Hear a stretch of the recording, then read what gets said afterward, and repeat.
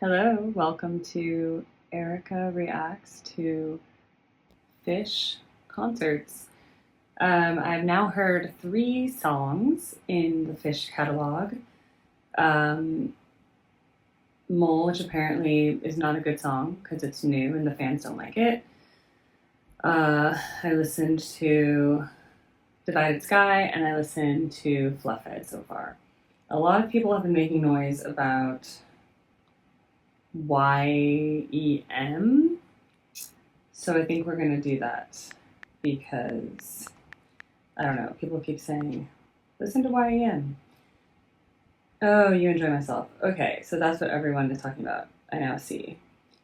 I see options here. There is from 2012, 2022, the Clifford Ball 1994.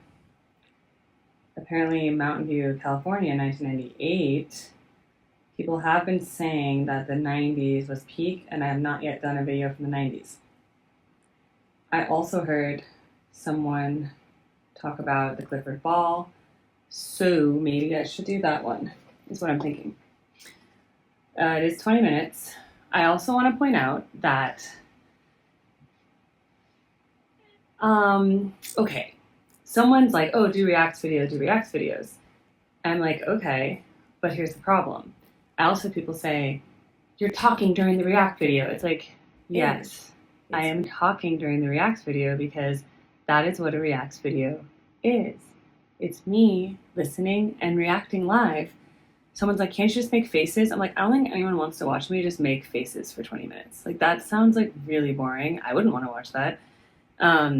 So I guess if I start talking like a lot, I'll try to pause, but also it's a 20-minute concert. Like, can we even get through 20 minutes together? Anyway, I have questions. I'm recording on 2 cameras just in case because I've lost footage before. But I guess here we go. I don't know what to expect. Again, I've only listened to 3 things so far. I don't like this clutter in the background, so I'm gonna move it. Okay. I've only listened to 3 Phish songs so far. This will be the 4th. People mentioned this Clifford Ball. I wasn't there. I was 9 years old, so definitely not there. Now it makes sense. YEM, You Enjoy Myself. A lot of people said You Enjoy Myself. We're doing it.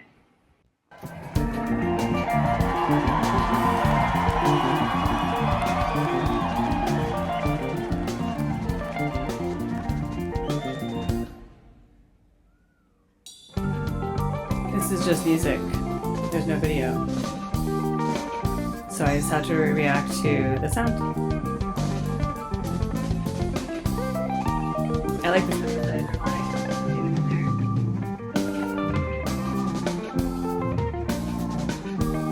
Synthesizer has like that effect.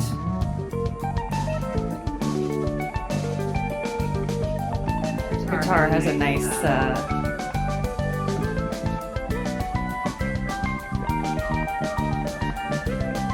tone quality to it in this.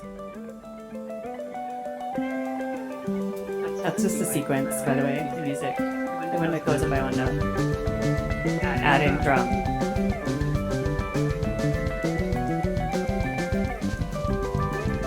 Repeat again. Changing the bass line.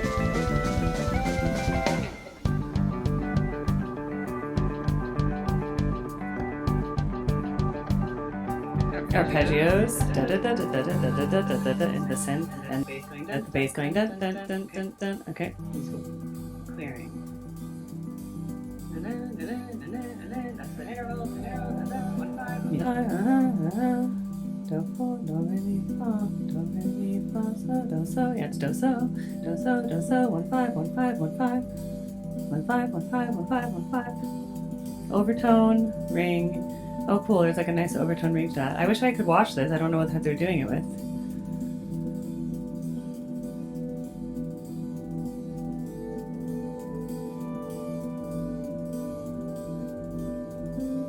Look at the synthesizer setting on the keyboard.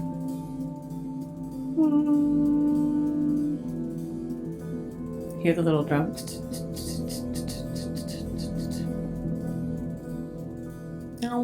A little distortion on that, a little like delay. It's a delay.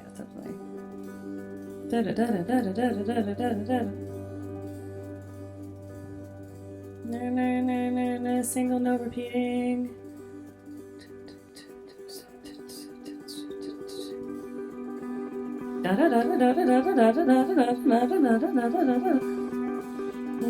The fun 5 faster.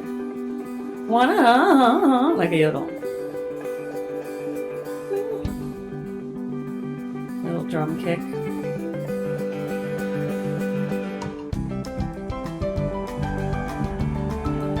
The crowd goes wild. We got a little calypso. This sounds very like happy calypso music. Keys are back to kind of traditional piano sound. Could be the real piano. It's probably the piano.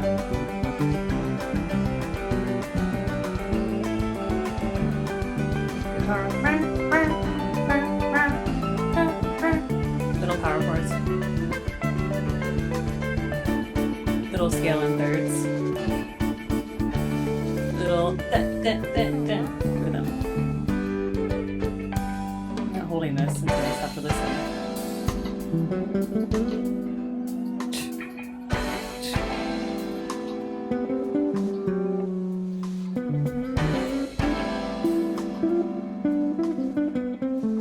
That's a different effect on the guitar than they had earlier. Power chordish. Meter change. The meter change again. That's the 1 2 after like 2 3 1 2 3 1 2 3 It's like a 1 2 3 1 2 3 1 2 3 1 2. I got it.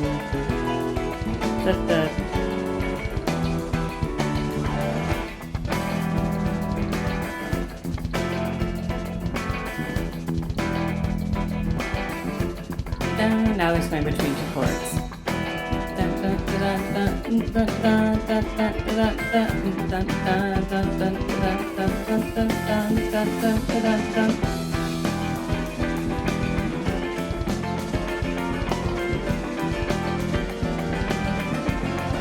There's some cool like tonal stuff going on in here. Guitar solo, different effect on the guitar. Probably has those pedals. Probably press the pedal. Yeah, different tone.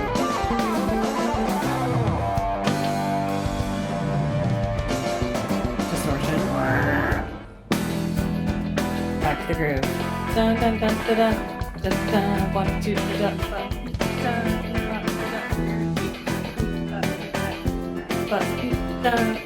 dun. Weird meter. 1 2 3 1 2 3 1 2 1 2 3 1 2 3 1 2 1 2 3 1 2 3 1 2 1 2 3. Yeah.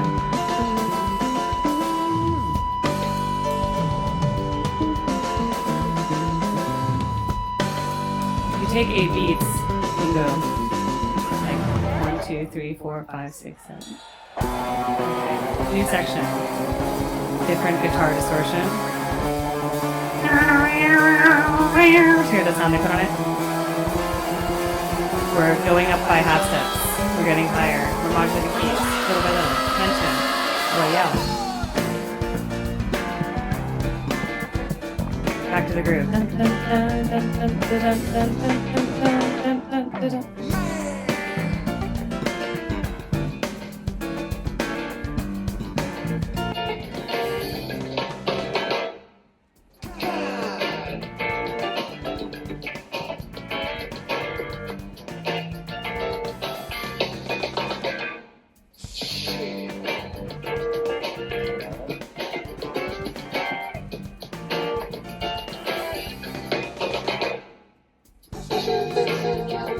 Harmony.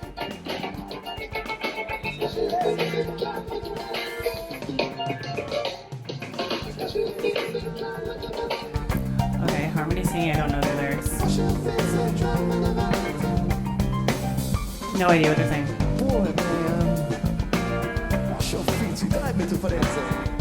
This is in Spanish. Boy, man, acho fit, dai, me to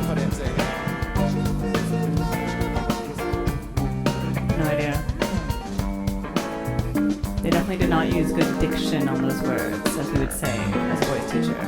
Clear and enunciated words. No idea.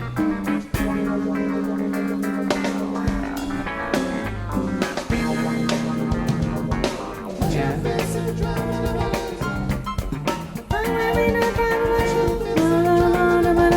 That's harmony. And the high lines.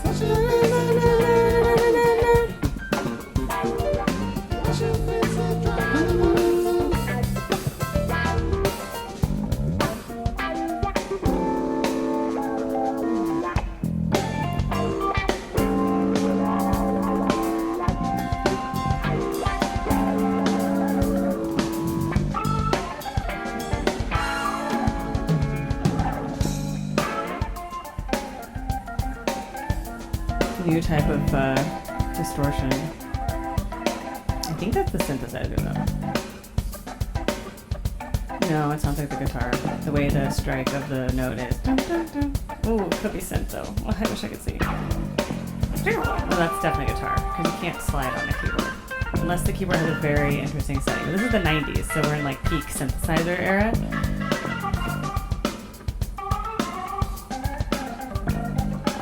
We're only 8 minutes and 51 seconds in.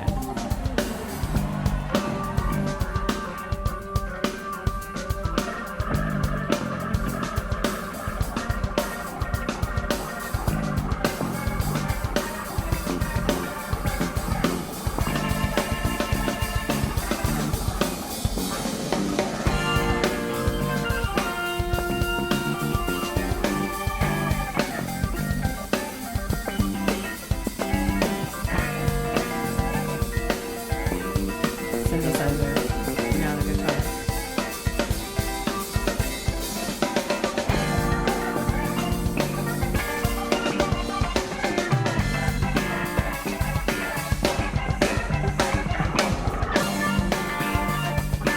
Yeah, I think this is a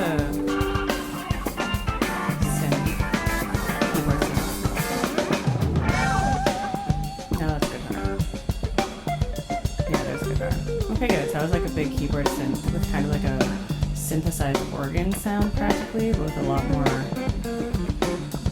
non-acoustic sound.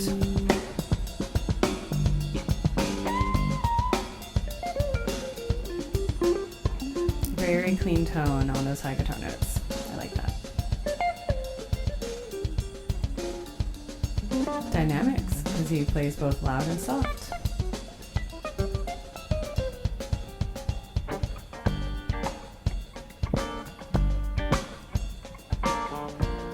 Distortion, more than there was before.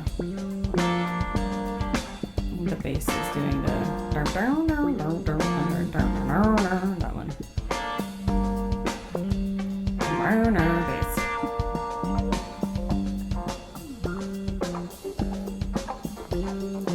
Drums is a lot of hi-hat.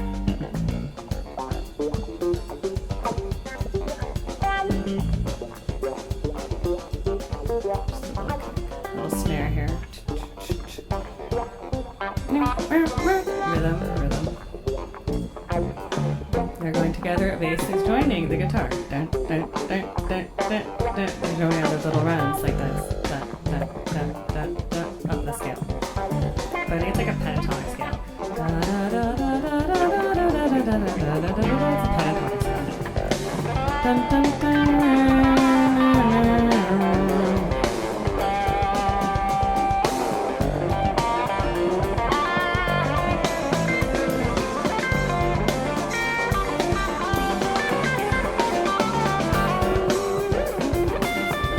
Unique guitar distortion. A lot of trills here.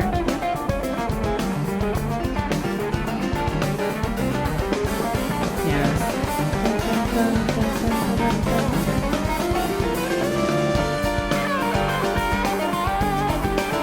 Hear the drums like sometimes it goes off that. Also, I think it's consistent like hi-hat.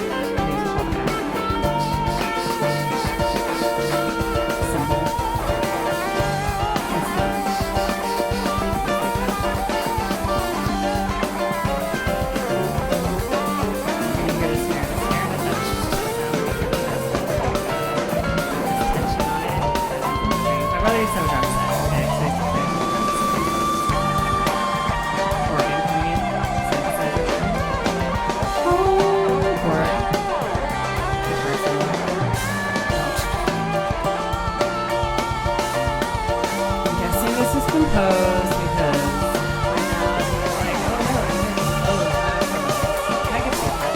There's definitely what's going on. It's hard for me to pick out what's the thematic character I'm doing now, particularly in this section. But this section, since it started, has been very thematically similar.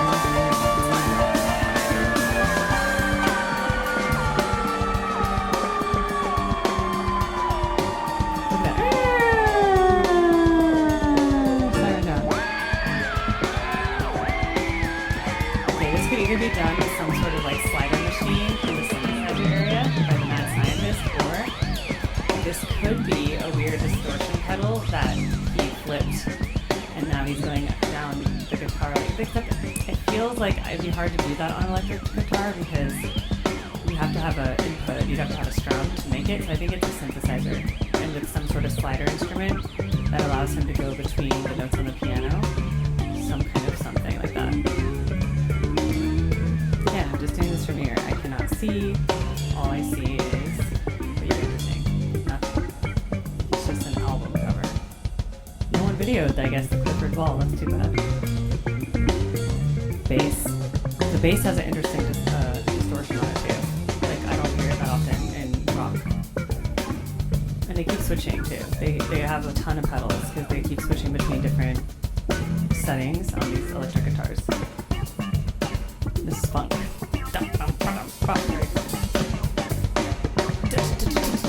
That's awesome. That's pretty cool drum.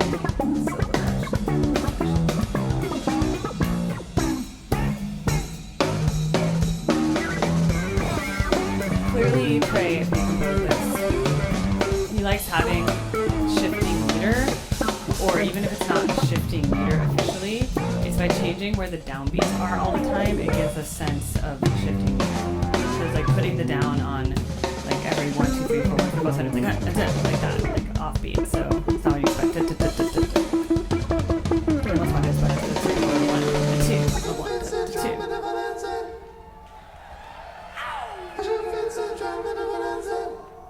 No idea what they're saying. Nope. What's a fancy drive and won't? Falsetto. They're singing really high in falsetto. I think this is a cappella.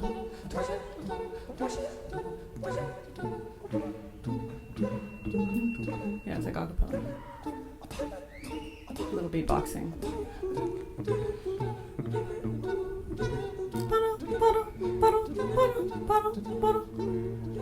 Dividing the words in unusual ways too.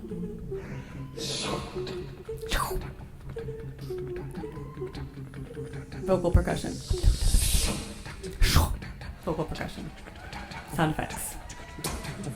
Spin. Okay, cool. So there's vocal sound effects.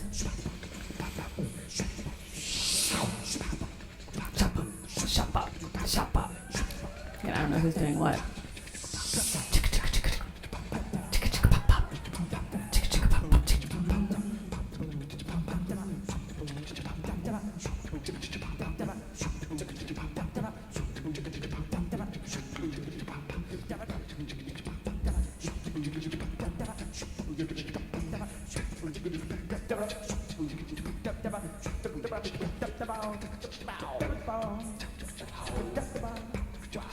We're just in an acapella. By the way, it's really hard to go like at rhythm that fast. To go like what they're doing.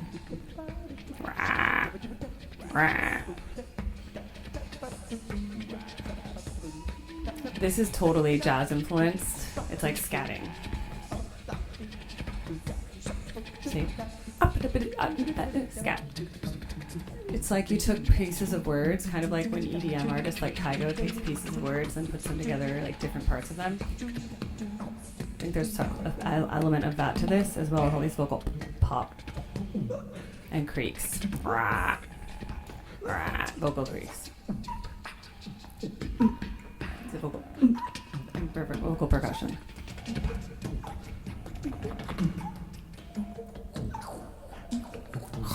My brother used to make sound effects like that. Kind of like explosions.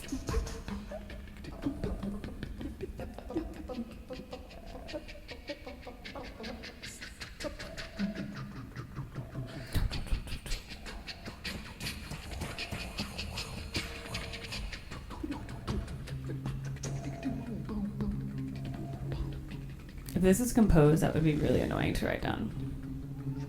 Now we're getting a hum.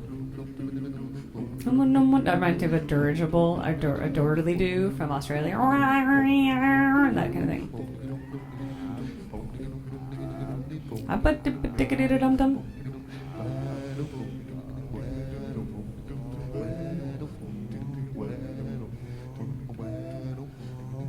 It's Spanish. Güero. Or they sing güero. Güero.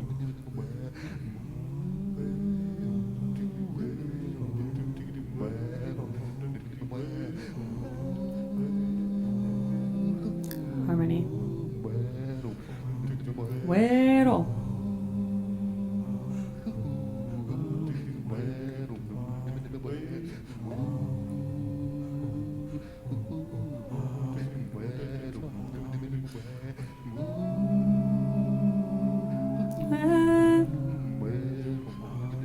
Güero.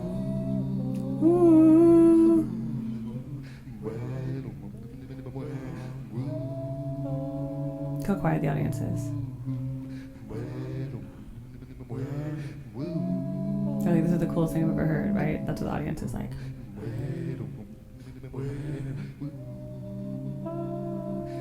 Little atonal chords and seconds in there.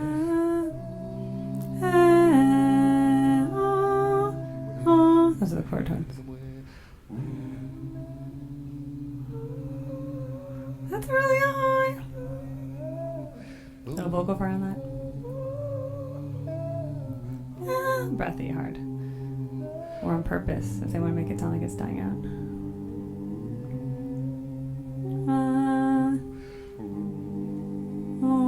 Harmony. Slide.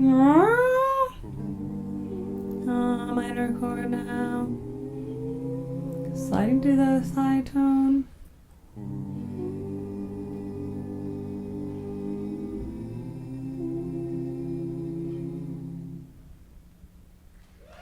Thanks a lot, everybody. Thank you.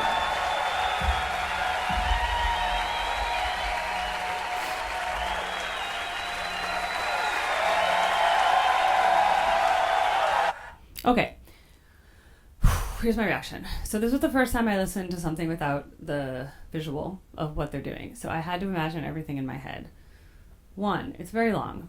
The first thing I'm going to talk about, I'll go backwards because it's the most. There's the vocal a cappella section that they put at the end. That's super cool. That's super unique. Very difficult to do because even if you know how to play in tune, obviously you know how to like play an instrument, you play guitar, you play whatever. But then they're all singing certain tones, right? That takes a lot of practice. I've been in many choirs, I've been in a cappella groups. It definitely takes a very good ear to do that. So I thought that was cool. Overall, just even the way the song was put together is like there were these blocks of thematic sections where you could kind of get a sense of, okay, this is what the song sounds like. There's a certain motive that's repeating and repeating. Then there'd be like a stop. Then there'd be another section and there'd be like a new idea. Stop. Okay. Then we get to the part where they're singing the words, which I really, honestly, I could not understand what they were saying. I don't know if they were saying fragments of words, if they were saying gibberish, or if they are words, and I just don't understand what they are. Now, on top of that, I'm like coming in with the context. This is called You Enjoy Myself. So I'm like, are they even saying You Enjoy Myself in this song at all? And then I'm thinking, is there something they're saying that is related to You Enjoy Myself? Does the title have anything to do with their lyrics? And again, this is pure reaction, so I don't want to like look it up. I'm just going to tell you like what my thoughts are. This is complex music. I think I can understand why the normal American consumer of music would not like Phish, because it's not necessarily satisfying and it's hard to remember, I mean, as the stuff was happening, it's almost like when you've studied enough music and you've listened to enough music, especially like I listened to classical music my whole childhood. That's why I was able to kind of sing along in each section. Like I've never heard the song before, but once the motive of that individual section was put together, like once it was going, I was like, oh yeah, that's going on. That's I can hear, and I could kind of predict what was going to happen in both the rhythm and the drums. I mean, the rhythm and the tunes, right, and the different guitar motives and the synth, and I could kind of like predict what was going. Then there'd be a new section, and then I had to like relearn that section, and then eventually I could be predictive about like what I thought they were going to do, based on thematic material. But for the average person, they're like, "What is this? It's crazy." The beginning actually was quite tonal. It was just kind of like most of it overall was kind of like a groove. I don't really listen to this type of rock anyway, but you know, I think that's a little bit of blues influence, but just, yeah. So the rock was going on there, and they're just kind of jiving along, you know, there's grooving. Word section, again, very cool. And then the ending, where then they go to the really long a cappella section, which went on for quite a while. Very, very, very complicated. Lots of vocal percussion going on. That's all the sounds I made. And then like the sound effects, like stuff like that. On top of then singing and just percussive sounds. Again, very unique, very different. Again, inaccessible, I'd say, to the average person. But someone who really loves music, I guess, or you've listened to it a ton of times, eventually it becomes familiar to you. And I think it was in like section 2 or 3, I don't remember, it's kind of maybe the third motive, when we did get some atonality. You got a little bit of that, what I'm going to call the early different non-tonal notes were being played out of the chords, out of the key that they were in. There was a lot of dissonance added.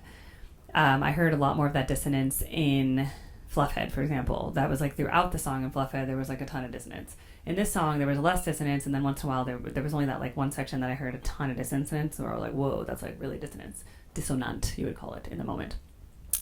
So yes, overall, I think it's a pretty cool song.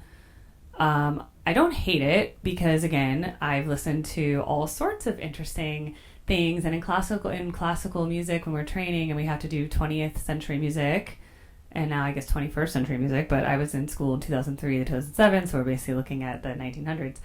We got exposed to atonal music. There was the camp of the atonal pure 12-tone system. That's Schoenberg. He basically took the 12 chromatic pitches and was like, we're going to make these crazy mathematical cells where it's completely atonal and every note has to happen in every cell, and that's the extreme of atonality. And then you had these neoclassical composers that were like, well, we want to definitely break away from the constraints of classical music, but we still want there to be harmony, and we still want there to be moments where things come together.